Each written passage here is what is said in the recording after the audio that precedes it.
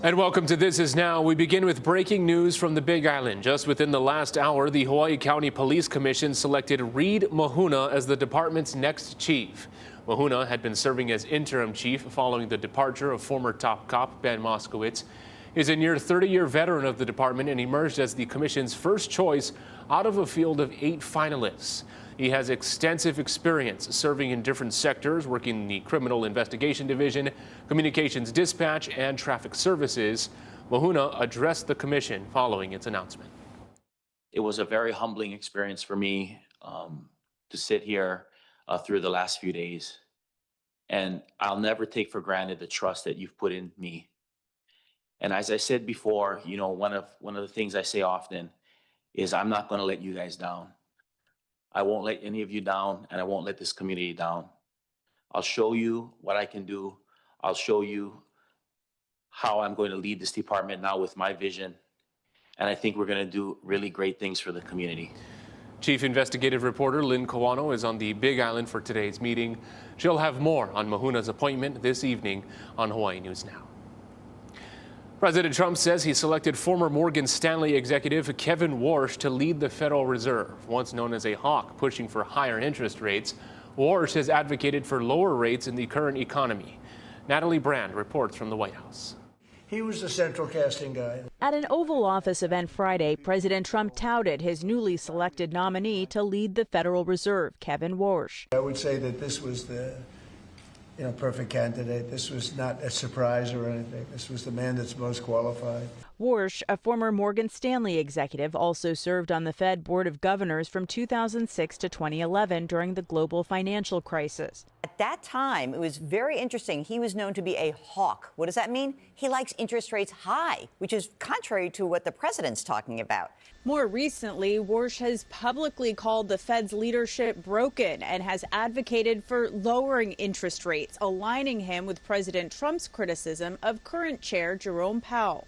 President Trump was asked if Warsh committed to lowering rates if he's confirmed. No, but we talk about it. He certainly wants to cut rates. I've been watching him for a long time. Lawmakers have signaled their concern about ensuring the independence of the central bank, and the DOJ inquiry into Chair Powell over the multi-billion-dollar renovation of the Fed's headquarters could impact Warsh's confirmation process. Process precedes people, and this process of prosecution has to end before I'm willing to vote to confirm anybody, even somebody as good as Walsh.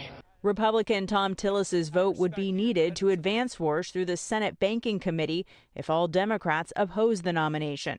Natalie Brand, CBS News, the White House. Journalist Don Lemon will be in federal court later today after he was arrested for allegedly taking part in an anti-ICE protest at a church in Minnesota. Ian Lee is in Minneapolis with the latest on the situation. Former CNN anchor Don Lemon was arrested Thursday night in Los Angeles. The Justice Department claims Lemon was part of this protest that disrupted a church service in St. Paul, Minnesota. The now independent journalist has said he was only covering the event. Prosecutors have to show probable cause that there was an actual agreement to interfere with protected rights. Also at the DOJ, Deputy Attorney General Todd Blanche says the Civil Rights Division is investigating the fatal shooting of Alex Preddy. We're looking at everything that would shed light on what happened that day and in the days and weeks leading up to what happened. Friday, demonstrators took part in a nationwide strike protesting the Trump administration's immigration policies. Some stores here in Minneapolis participated last week, but say they're struggling to survive because the presence of ICE is keeping customers away.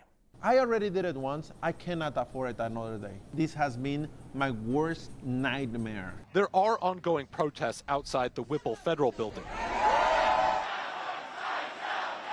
Bruce Springsteen made a surprise appearance at a benefit concert in Minneapolis, singing his new protest song, Streets of Minneapolis. Two dead left to die on snow-filled streets, Alex Preddy and Renee Good. Proceeds are going to the families of Alex Preddy and Renee Good. Ian Lee, CBS News, Minneapolis. Happening today, a so-called National Day of Action. Organizers are urging Americans to skip work, school, and shopping in protest of recent federal immigration enforcement and deadly encounters in Minneapolis. Protests are planned across the country. Here at home, demonstrators will be at the state capitol starting at 2 p.m. Their message, quote, no work, no school, no shopping, stop funding ICE. We're following some developing news out of Makaha, where black smoke could be seen coming from the windows of a residential building. The Honolulu Fire Department responded to the scene on Kili Drive shortly after 9 this morning with several crews. No word yet on any injuries or what could have caused the blaze. A family is doing its best to keep alive the memory of a beloved father, surfer, and dedicated man of aloha. Shane Kapea died in July last year after suffering a heart attack while surfing at Kewalo Basin. Kapea's family had a memorial set up in the area, but was told by the city in November it had to be removed due to irrigation and scheduled maintenance. They were given extra time until the start of the new year to take everything down, and while they understand, they're still heartbroken. So, we didn't really understand, but, we went with it, We understand that they got to do what they got to do, but, a little more answers. Throughout this process, we let the family know that, hey, we want to be respectful. We understand that Shane was a fantastic gentleman, that he was very beloved here in Kewalo and the Kaka'ako area, but that, we wanted to steer them in the proper direction for memorials, which is our Memorial Bench program. The city is working with the family to go through the Memorial Bench donation program, which would permanently honor Kapea's legacy. Today marks day 3 of the search for a missing teenager who was swept into the ocean on Kauai's northeast coastline. Annalisa Burgos spoke with friends and loved ones who are holding out hope for a safe return. There's Matthew, and Matthew was a part of all of these people's lives. Being such a mid-throat, a big part of everybody's life. Sean McCrank has known Matthew Packard Asai since he was a boy when he sold him his first skateboard. There's a legendary skater, John Cardell, and I was like, he's like a John Cardell. He's just got the raw talent, and he's got the spirit and pure skateboarding, and he wasn't egotistical about it at all. That carefree spirit brought Asai and his friends to Kahili Beach in Kilauea, also known as Rock Quarries, a popular spot for surfing and fishing. Around 12:15 Wednesday afternoon, authorities say the group was fishing on the rocks when a large swell knocked Asai and another teen into the water. And this area where they fell in, they call it the crack. And if you look at it from above, it's like a V-shaped notch in the cliff there. And because of the direction of the swell coming in from the northwest, think of it like a funnel. Loved ones say Asai struggled to get out of the water as his friends could only watch as he got sucked underwater. Rescue teams searched the area into the evening using drones and sent divers into the cave this morning, but were told they found nothing. Complicating efforts, rising swells, and an 8-foot tiger shark spotted in the area. The first 24 hours are crucial. And unfortunately, we've just passed that mark. And so every second, every minute, every hour of good weather that we get from now on is really important. And they're really taking advantage of that. Loved ones say they're coming to grips with the likelihood Asai may never be found. And they were local boy Hawaiian hammers. And sometimes the hammer, gets broken. Those kids could easily feel a lot of guilt just because they were there and it was an interactive drowning. But Asai's Hanai father says the skating community is coming together to support the young men who've already lost so much. And so the only way that any person can really work through those things is by being open with it. And these kids are doing that without any adults trying to guide their healing. How fragile this life is. And it could just be like a simple day of going fishing and one of the boys don't come back, and we're not guaranteed tomorrow, and it's just really cherish each other. Annalisa Burgos, Hawaii News Now.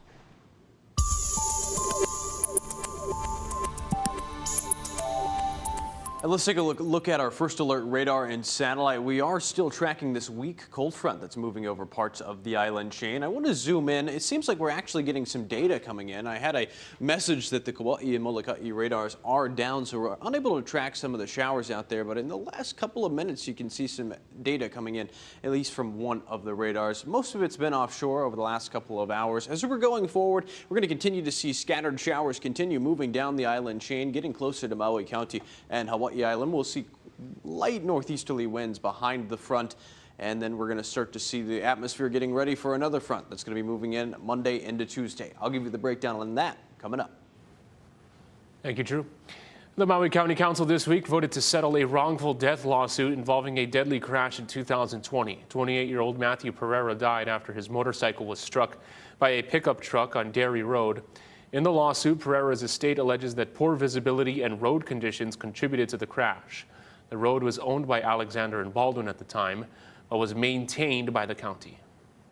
The allegations against the county are related to the design and construction of the intersection, which is alleged to have resulted in obstructed sight lines for drivers on Hokiliki Street.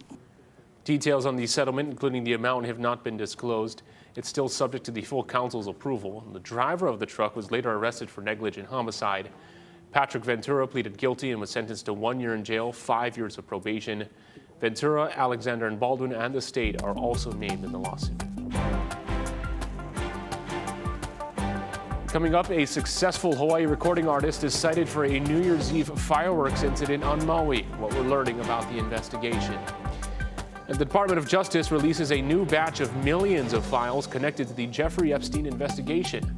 The latest details to surface.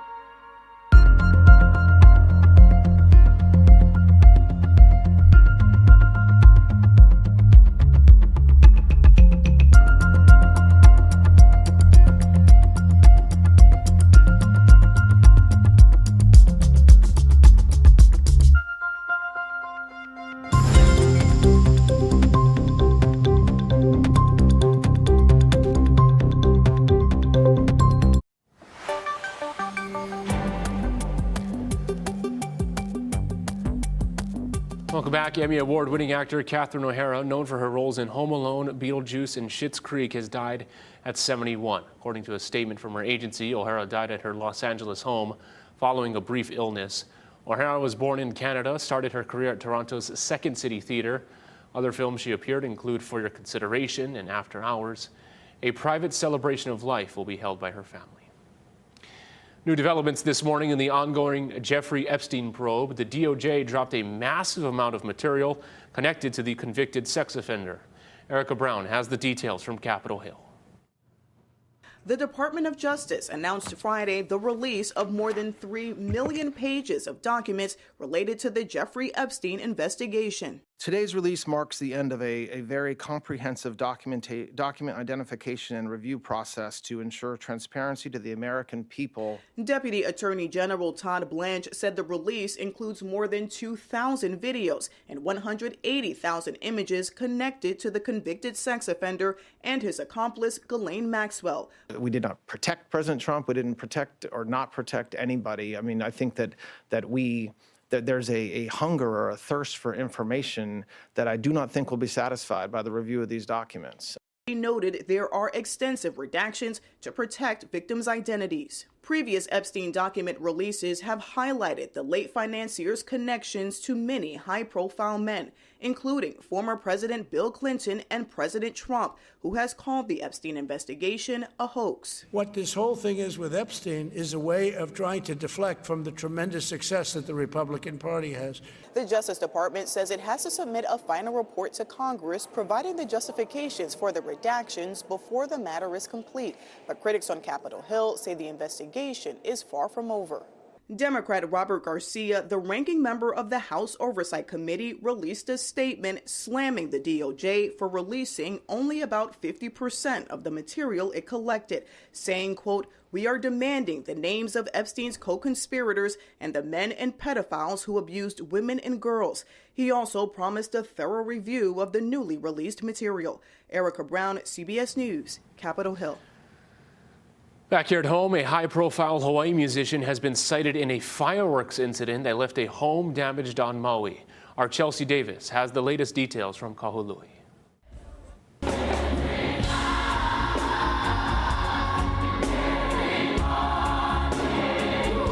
Maui police issued a criminal citation on Tuesday to Hawaii music icon Glenna Wong of Maoli. MPD believes he's responsible for a firework that exploded into this home on Pu'umakani Street in Kahului on New Year's Day. The blast blew the siding off the house, shattered windows, broke studs, and went through the drywall while the homeowner, his wife, and daughter were sleeping. Maui PD has some of the best investigators in the state, so it's not shocking to me that they were able to work the case, and I'm grateful to see that Maui PD is definitely taking it seriously and making sure that our community is safe. Arrest logs show another individual was arrested but was released pending further investigation. MPD said it can't discuss specific details of Awang's case because it is under investigation, but said it takes fireworks violations very seriously and said recent changes to state law reflect the seriousness of these offenses and hold individuals accountable when illegal fireworks are knowingly or recklessly allowed on their property. The spokesperson went on to say it is not lost on us that 6 individuals lost their lives last year due to fireworks. That's a reference to the Alia Manu tragedy that killed 6 people on New Year's Eve 2024. Lawmakers toughened penalties last session to include felony charges depending on the circumstances of the case. The governor signed it into law last summer. Hopefully people now realize that, there are consequences and where we're getting really serious about it. You're impacting real people. These were people that were sleeping in their house, got a big fireworks damage. I think we need to really understand that if we want to be a part of a community, that we have to step up and be good citizens. Public records on Awang's case are sealed because they include personal information like social security numbers or date of birth. We've reached out to Awang for comment about the citation a dozen times and have given him more than 24 hours to respond. We have not heard back from him. Reporting in Kahului, I'm Chelsea Davis for Hawaii News Now.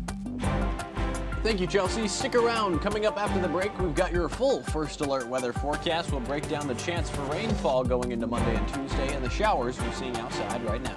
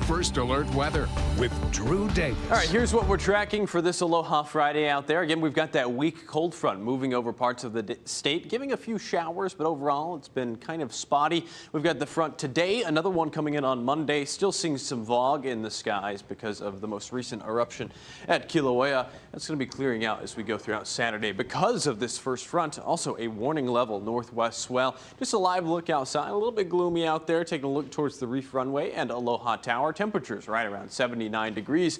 West-northwesterlies around 12 miles per hour, so we're starting to see the winds shift to be out of the northwest behind this front. And we've got a high surf warning up for the north and west-facing shores of Kauai and Oahu and Molokai, the north-facing shores of Maui, and the Kona side of the Big Island, all under a high surf advisory until 6 p.m. on Saturday. Let's actually take a look at the numbers real quick for this afternoon. North-facing shores around 20 to 30 feet. West-facing shores around 18 to 24. Small in town. East-facing shores are around 1 to 3. We're also seeing another alert up from the National Weather Service. We've got a coastal flood statement through Monday afternoon. Some minor coastal flooding is possible due to higher than average high tides and this overlapping northwest swell. This front that we're talking about going to be moving off towards the east and southeast, bringing a few showers from Maui County and Hawaii Island going into Saturday and Sunday.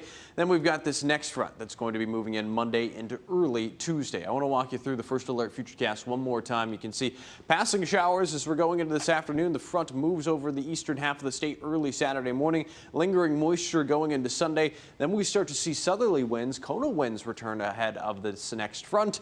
Going to be bringing in some more showers from the northwest, potentially some heavier showers. This front's going to be a little bit stronger than this one that we're seeing today, and it's moving out by the time we get to Tuesday afternoon. Let's take a quick look at our 7-day forecast. You can see today still highlighted in red for the chance for showers. Overall, not a ton of rainfall out there right now. Monday and Tuesday highlighted in red as that next front is going to be moving in. Thank you, Drew. With the Olympic Games just 1 week away, American skier Lindsey Vonn crashed in her final downhill race. We don't know what this means for her preparations, but the 41-year-old lost control when landing a jump, ended up tangled in the safety nets on the upper portion of the course. She received medical attention for several minutes and was seen clutching her knee. The opening ceremony of the Winter Olympics can be seen on KHNL next Friday. Still to come, the biggest night in music is almost here. A behind-the-scenes look at preparations for the Grammy Awards.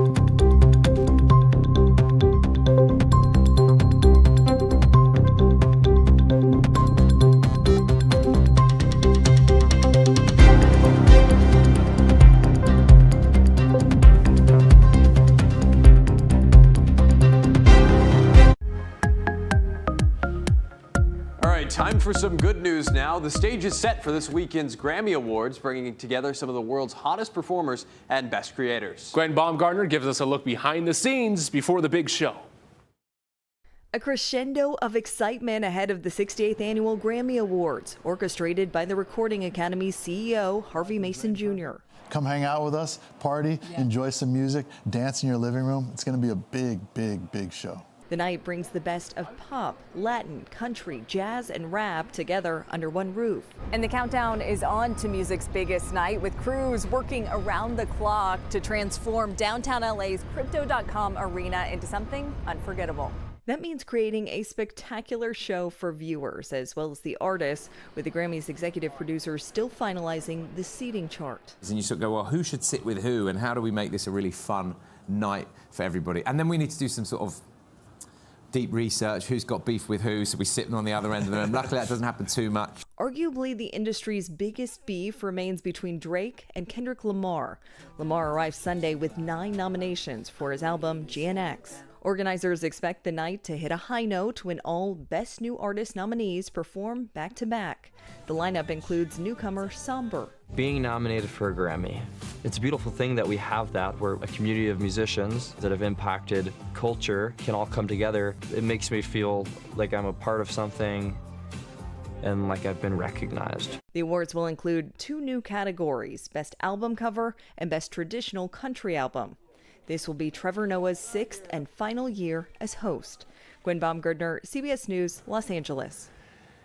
And you can watch the Grammy Awards Sunday at 3 p.m. on KGMB. I don't know about you, Drew, hearing that thing about how they're doing research onto the seating arrangement. Maybe you put some people that have beef right next to each other. Makes them for some good content. Keep it spicy. Yeah, that's a good idea, Mark. I can't believe Trevor Noah is hosting again. I feel like he's always been the host of the Grammys. 6 years. 6 years, a long time. All right, here's a look at our 7-day forecast. Again, today we have that cold front moving across the state right now, seeing a few showers over there across Oahu, but it's been mostly sunny for most. The next front moves in Monday into Tuesday. We've got a better chance for rainfall with this one. It's going to be moving in pretty quickly. About a 40% chance for rain right now on Monday, and less so as we're going into Tuesday. Very clear as we're going into Wednesday and Thursday. Saturday and Sunday looking to be pretty nice, 81 to 82, lows in the upper 60s behind this front. Let's take you outside. It's really nice outside, seeing some clouds in the sky. Most of the showers are over Oahu or just offshore. Going to be moving down to windward Maui and windward Hawaii Island going forward. And it is a good thing that that fog is clearing up. That was something else. It was really bad Thursday. I'm glad that it is clearing up. Should be make for a really nice weekend, Mark. Sounds good.